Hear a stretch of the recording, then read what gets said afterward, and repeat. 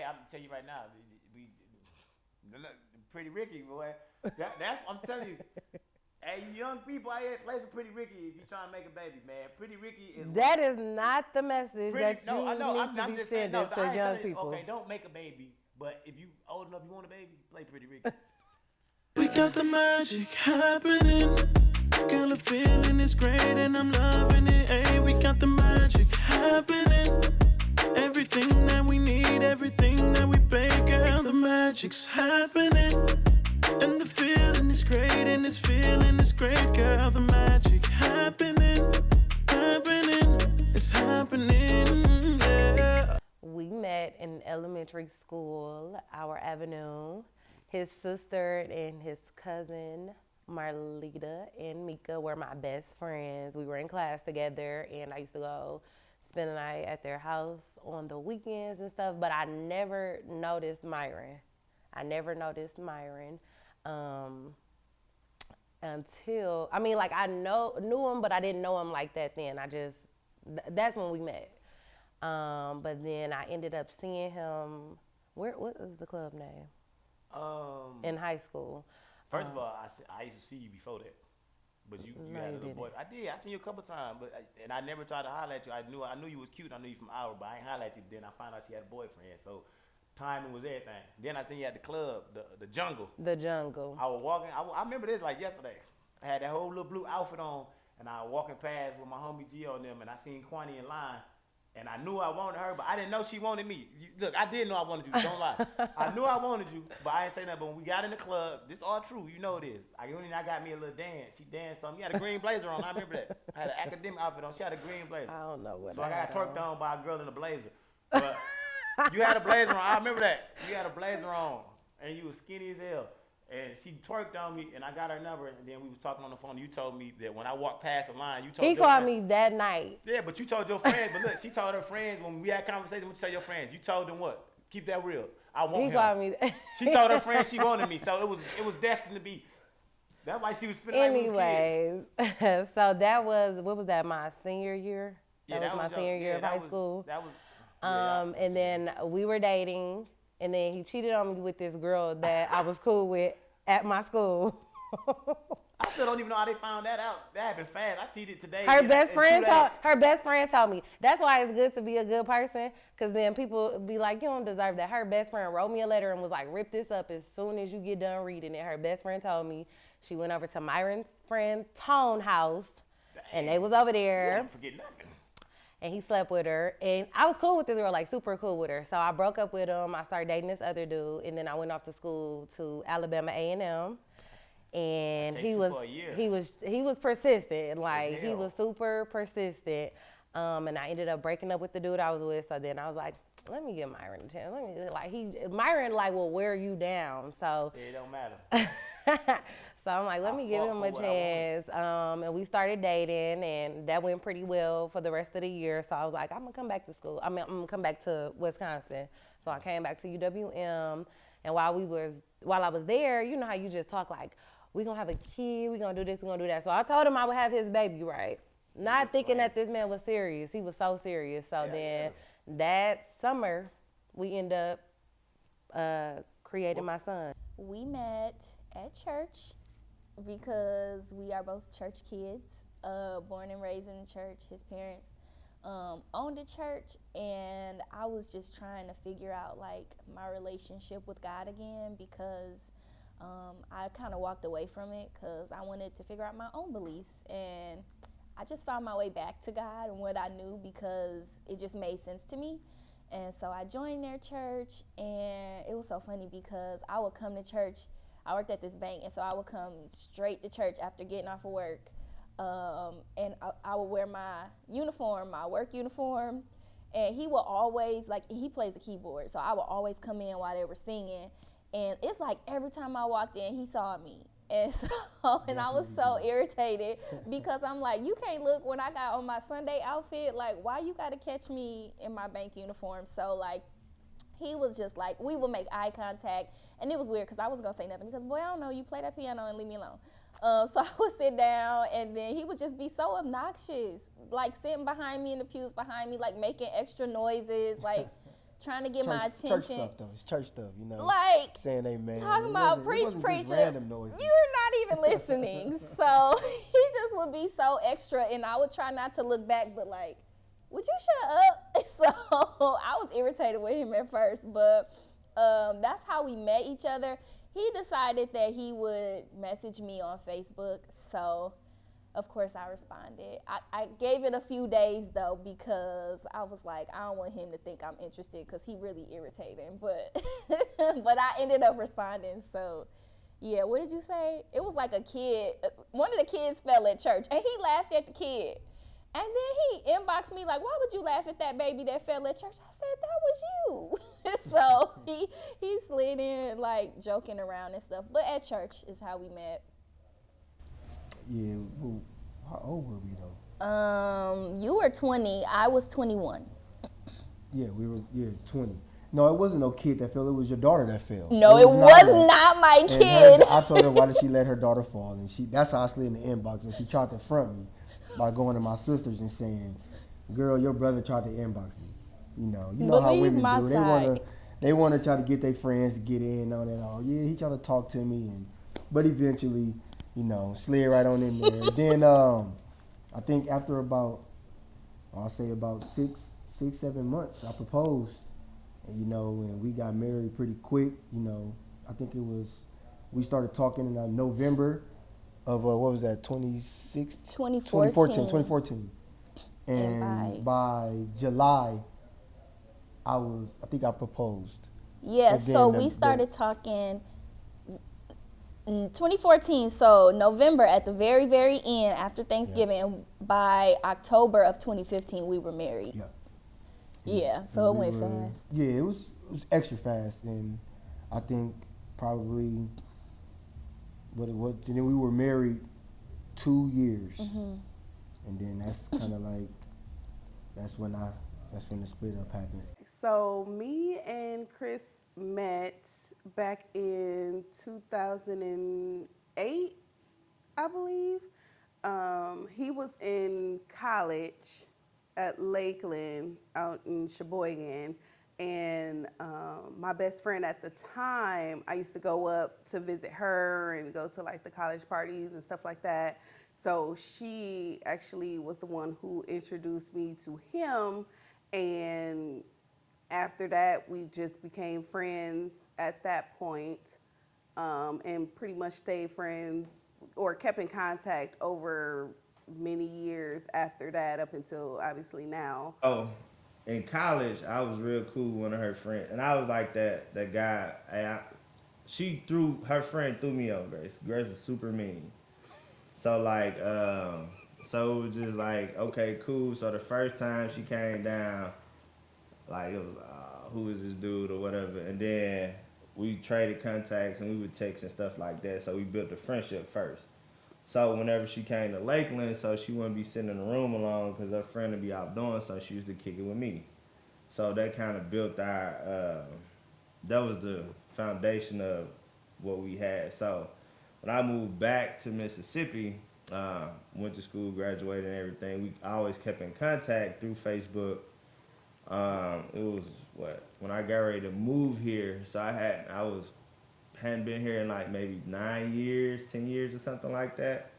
And I came up, I hit her up, I was like, hey, what you doing? She was like, oh, I'm doing pretty good. We had reconnected probably like maybe 6 months before that, because we had went like a spurt without talking for like a nice little while. You know how that goes.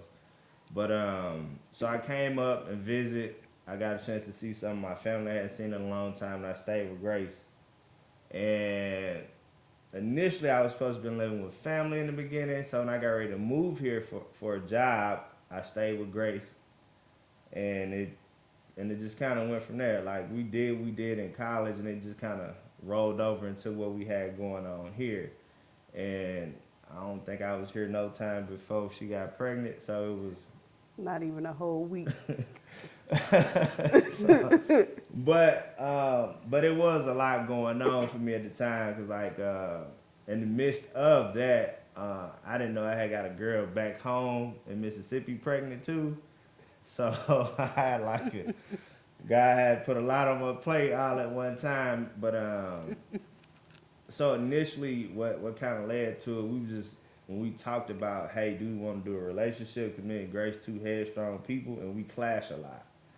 And so it was more of, well, we're going to be great parents regardless. And so we just got to be adults about it. So we didn't really, me and Grace don't really have any differences or nothing like that. We just always been super cool. So it was like, well, I know I'm going to be the greatest father I can be. I know you're going to be a great mother. We just going to make sure we make this work for our child. So it was just being two adults about our situation. Like, a lot of people have always asked me, well, why you not in a relationship with her? It was like, it just really wouldn't work. Like, we both know that. Like, she asked, hey, you want to try to make this work for the kid? I'm like, come on, fam, you really know, like, we not going to make it. But it's like a blessing in disguise because, like, it just kind of, like, happened to work out because we always put our daughter first. So that's where, like, you know, when it comes down to just what we have going on in co-parenting and with Kelly, Madison is always the focus.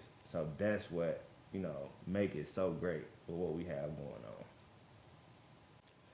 When I met Chris, he told me that he had a 1-year-old daughter, and I was really reluctant at first because I've never dated a guy with kids. Like, I had been single for like 10 years, just dating, kicking it, having a great time. And finally I had met someone that I got along with, who was educated, who I enjoyed spending time with, but it was like, do I really want to put my effort and energy into building a real relationship with a person if I know that I'm not comfortable with a certain situation or not? Because usually what comes with the child, of course, is a baby mama. And I wasn't used to that. I'm like, all of these situations that come with it, like, what if she's crazy? What if she gonna be doing all this ghetto stuff and trying to slash his tires? And I'm not for any of that.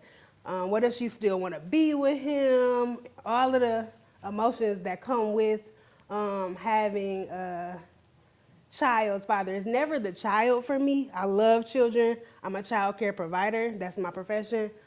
But I just never wanted to deal with the extra relationship because not only do you have to be with the child forever, you have to deal with the other parent. So co-parenting is a thing for all of us. So that was what really made me nervous initially, and I didn't know if I wanted to get into it, but when Chris and I further discussed everything, he told me the situation, and I actually started dating him. The situation gave me peace of mind. So I think, so if you think about it, it went really fast. Like the timeline from dating, engagement to marriage, it went really fast. I think both of us would agree, like, I think we were absolutely supposed to be married and be together. I think we were meant for each other. Like, people say, I don't believe in soulmates. I really feel like this is my soulmate. But I really believe in wrong time and letting outside influences affect you instead of making your own heart decisions because of what looks good and because we were raised in the church and in a Black family. It's kind of like, you better not get too close. You get too close, you get pregnant, you know. And so we were trying to just please our parents. Because come on, his parents were the pastors. Like, we can't be out here in lust. So I think that was really the big thing. We just don't want y'all to sleep together before y'all get married. And we was like, I like you too much. At this point, let's do this because it's good. So we kind of rushed into it, but we loved each other still. We just needed more time. And with anything, if you rush it, it falls apart fast. Especially if you don't have the knowledge of how to keep it together. We didn't really have that knowledge. It was just trying to make sure that we maintained a certain image when we got into the marriage. So it was rocky. We didn't know a lot. I was controlling because I thought that marriage was supposed to be what we saw on the TV, what it looked like in the magazines or on Instagram. And he a guy. Like, if you rush a 20-year-old man into a marriage in less than a year, he like, bro, I still got some hobbies. Like, wait a second. And so to just hurry up and go cold turkey from living that lifestyle, to you come in and you a dad right away.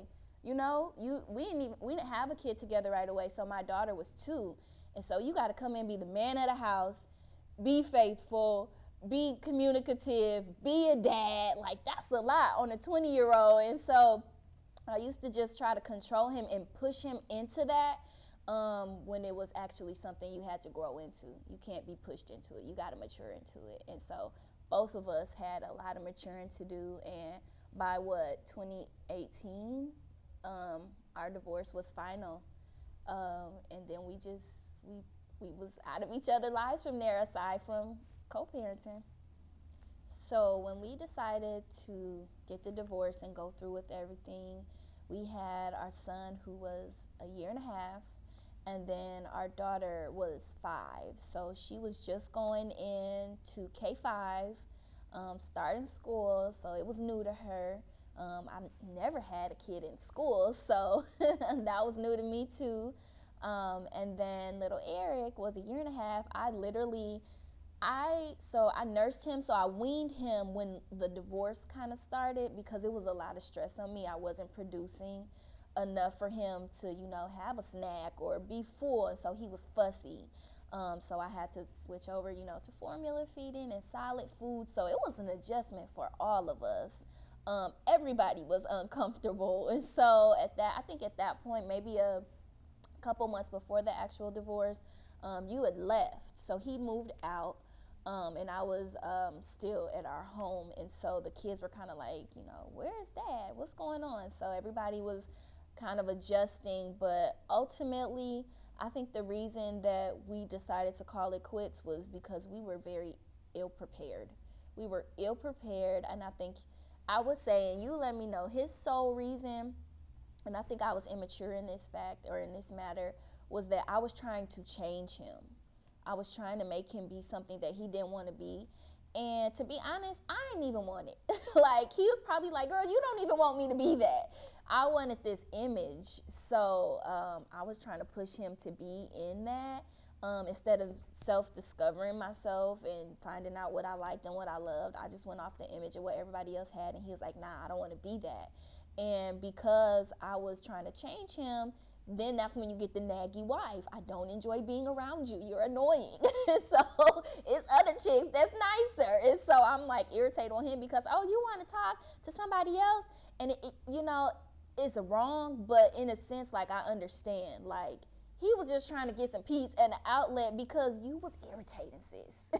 So I get it. And the women in the world, they gonna false advertise. They gonna make you think what you getting is better than what you got at home. So I'm gonna sell it to you as much as you buying it. But as soon as you make that purchase, it ain't what you thought it was. So I think it was that. I felt like insecure because I was trying to change myself to make him, kind of like me more. But it wasn't that he didn't like me. It was just he wanted me to love him unconditionally. If I come like this, if I'm like this, if I dress like this, if I talk like this, just love me like this. And I wasn't doing that. So I got tired of him, like, being more attracted to somebody else. And he got tired of me getting on his nerves and nagging him every day and making Hot Pockets for dinner instead of some good cooking. So it was just the imbalance of roles. Nobody was playing their role correctly. So we ducked out of there.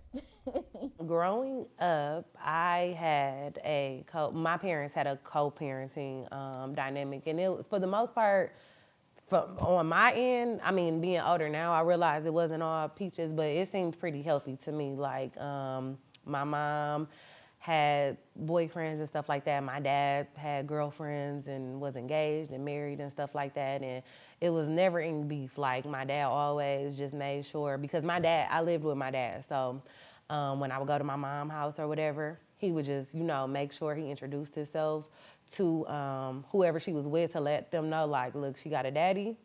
And that's it, that's all. And I can't ever recall it ever being like a problem. Besides when I was younger, like, my siblings, their dad and my dad, my dad and their dad bumped heads a lot. But as far as, like, my mom and my other siblings' mom, perfectly fine.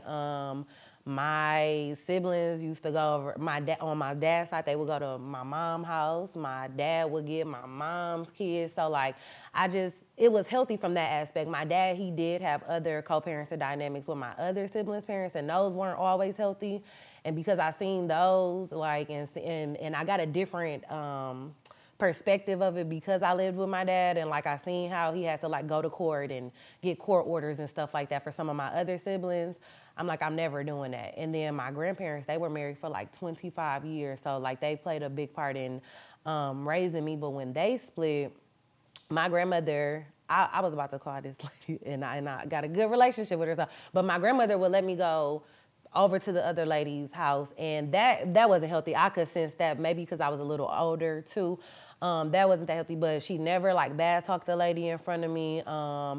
I think it was a situation where maybe my grandfather might have cheated on my grandmother and then ended up with the lady. I'm not 100% sure, but it never wavered anything. My grandmother, even though she probably didn't want to, like every weekend, because that's what I was used to, being in a household with my grandfather and my grandmother, she didn't deny me of that or whatever. So seeing that, and then seeing my dad kind of go through his struggles with co-parenting, it made me just be like, I'm not doing that to my kid. Like, no matter what, I'm not doing that. Even we've had moments where we would get into it, and like I said, we might not talk for like a week or two, but that's as far as it's going. Like, because then it starts to affect, our son. So I was definitely a part of, raised in a co-parenting dynamic.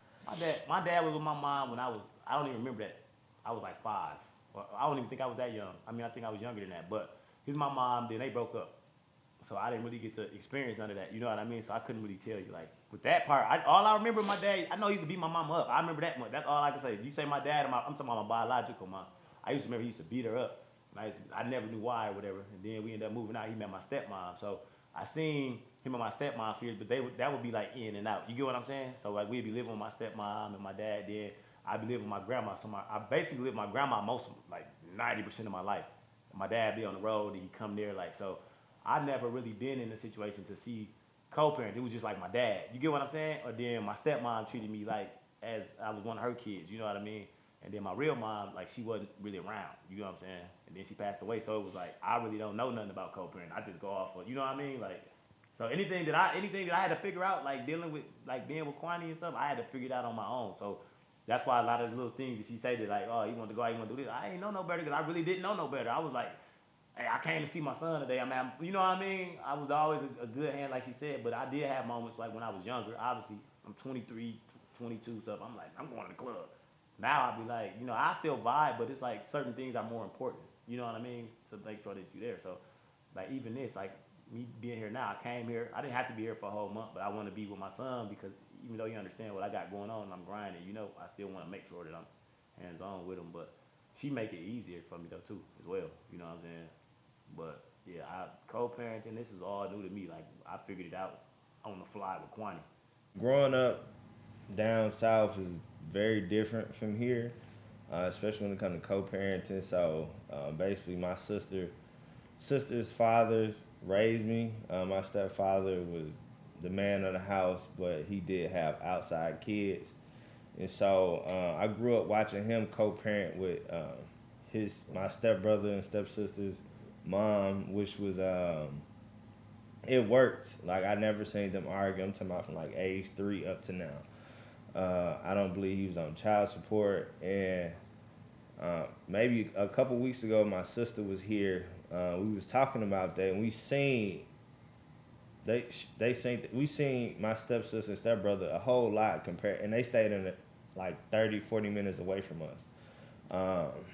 It may not seem like a lot here because Milwaukee's so big, but where I'm from is small. So like that 30, 40, you stay 30, 40 miles away, you go to a totally different high school, it ain't no city, you driving out dirt road to the house and all this type of stuff. So, but he never, like, I was treated as an equal, like Christmas, holidays, anything. He bought me stuff for holidays. We would go see them. He'll go pick them up. And, my mom was cool with their mom. And, I don't want to say they was friends, but they was very cordial. They knew each other by name, never disrespected each other. And it just that was we was just one big blended family. So like when my stepbrother graduated from middle school, we all went down. My mom went down. When my older sister graduated from high school, any big day for the kids, we always at my granny, my mom's mom. We went to our stepsister's graduation. You know, she gave birth to my nephew and all those type things. Everybody was there, so it was never like a moment where it wasn't like it was just him. It wasn't just my stepdad. Like anything big, we normally was there, and so like for me, like not knowing, well, I knew my father's side of the family. It was just totally different. Yeah, so it was just a different dynamic on that side. So like, my grandmother, if I went to go visit them, it would just be me, my mom, and my grandmother and them. Like my sisters, them hardly ever came, or they'd be in Arkansas with their family, and the communication was just different. It felt like that, oh, that's my brother's family, and like they'd say that now, like, oh, that's my brother's dad, that's my brother's sister. Like with my step siblings that I grew up with, like they called me brother, and I called them sister. And if you see on our social media, they hit me up, and it's all love, and it has been like that, always been like that. So when it came to me having a girlfriend and having a child with another woman, I wasn't afraid of it, and it wasn't like, well, I grew up like this, so I know it can work. But you know, other people probably see different if they haven't been in a situation or grew up in a situation like that. So, you know, seeing my parents do it for, 20 plus years, I know that I could do it too. When my parents split up, I was in the 10th grade, so I was about 15, maybe going on 16. And my parents, I didn't see co-parenting at all. So we came from a 2-parent household. I'm the youngest of 3. My brother, by the time I was 15, he was 25, 26, married and in his own house with his wife. My sister was 3 years older, so I'm a sophomore. She's a freshman in college, and she's out of state. So I was by myself. My dad worked late hours and overtime any chance he get. Like, my dad was a workaholic. That's all he knew. And so the house that we lived in, my dad was just like, no, your mom can't have it. I'm keeping it. So my dad kept the house. We lived in a single family home. He kept the house and my mom left. And for some time, I know my mom doesn't mind sharing because, she says her testimony. My mom lived in her car. So I couldn't go visit my mom. My mom, she didn't want me to see her like that. And so it was just me. At 15, I figured out how to fill out my own job application. I went and I worked at McDonald's and I bought my clothes and I paid for my extracurricular activities. I paid for driver's ed. I bought my own food because my dad literally was never home. If I didn't have a key to that house, I don't know what I was going to do. But I kind of became an adult super early. I didn't see what it was like for parents to work together. All I saw was when we were together and all the kids were together. So I literally saw the whole family unit deteriorate. My brother went away, my sister went away, my mom went away, my dad went away, and it was just me. And so I felt like I was an adult, and so I put myself in adult situations, and literally by my senior year, I was pregnant with my first child because, I thought I knew it all. I was taking care of myself. Literally, I bought my own car by myself. I don't know how I was managing to do high school and work a full-time job making McFlurries, but I did it, and I was cute still because I booked my own hairstylist. Y'all, I was a whole little adult. So it was always Sharice. It was always me, and I was used to stuff going my way, and if I felt like doing it at this time, I would do it at this time, which was hard for him because I was so independent. But I didn't see it. I didn't see co-parenting, so that world was completely new to me, and it was uncomfortable, but I did what I had to do. Yes, our son was definitely planned. We talked about it at first. I thought it was just you know, normal, like being in love, like talking about it. But then when I came back home from school, like he was really on that, and I'm like, okay. So like we talked about it. We like, okay, we're gonna start trying. I don't know why at 18 I thought that was a great idea to plan for a child, but nonetheless, I'm happy we had our son. It didn't slow nothing down. Look what I'm becoming and look what you became. I'm just saying. See, it didn't do nothing. It was a perfect thing, and I still only got one kid. But hey, I'm tell you right now, we Pretty Ricky, boy. That's I'm telling you.